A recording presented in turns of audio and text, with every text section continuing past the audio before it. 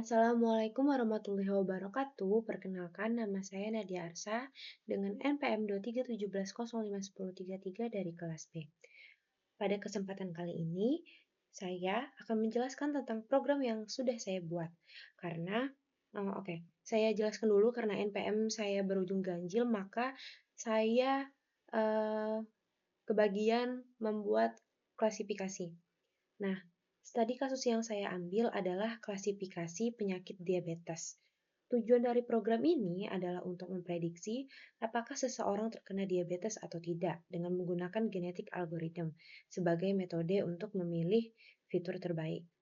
Nah, dataset yang saya gunakan berasal dari Kaggle dengan judul Diabetes Health Indicators Dataset. Ini datasetnya. Nah, di dataset ini berisi informasi tentang berbagai indikator kesehatan seperti kadar glukosa, terus tekanan darah atau blood pressure, terus ada BMI, lalu ada jumlah kehamilan, ada skin thickness, ada insulin, ada DPFH, dan outcome. Nah, target prediksinya adalah kolom outcome ini tadi, yaitu nilai 0 sebagai pertanda untuk tidak diabetes dan nilai 1 untuk menunjukkan bahwa si pasien ini terkena diabetes. Selanjutnya, saya akan menjelaskan bagaimana genetik algorithm bekerja di program ini. Nah, pertama, GA atau genetic algorithm akan membuat sekumpulan solusi acak. Nih ya, solusi acak di mana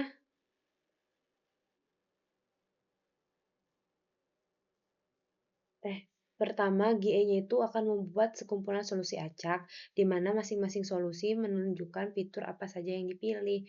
Nah, setiap solusi dievaluasi dengan membangun model decision tree. Nah, saya memilih model decision tree untuk study case saya ini dan dihitung akurasinya. Lalu dua solusi terbaik akan dipilih. Kemudian selection atau dipilih. Terus setelah diterapkan selection itu tadi, akan dilakukan proses crossover pada dataset atau pertukaran bagian genetik dan juga mutasi untuk mengeksplorasi kemungkinan solusi baru. Nah, proses ini itu diulang selama 50 generasi. Saya buatnya selama 50 generasi untuk untuk mencari kombinasi fitur terbaik yang menghasilkan akurasi tertinggi. Nah, ini gennya ke generasinya, terus ini akurasinya saya dapat 0,7. Nah, terus bagian utama dari program ini itu ada pre-processing, terus ada modeling,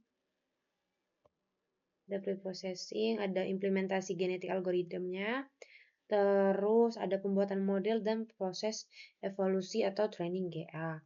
Terus ada juga evaluasi model akhir dan visualisasi konvergensi GA serta kesimpulannya. Oke, kita bahas satu-satu ya. Yang pertama itu ada pre-processing data, di mana tahap ini dia melakukan pembersihan data dengan mengganti nilai 0 menggunakan median.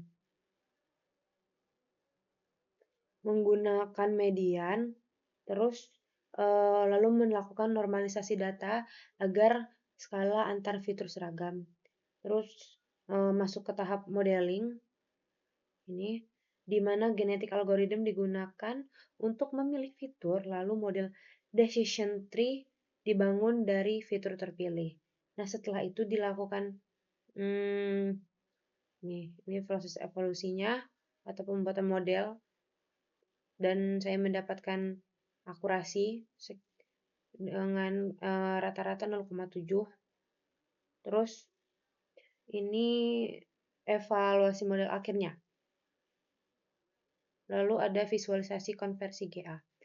Nah, untuk hasil untuk setelah itu dilakukan hasil evaluasi hasil menggunakan conversion matrix dan classification report.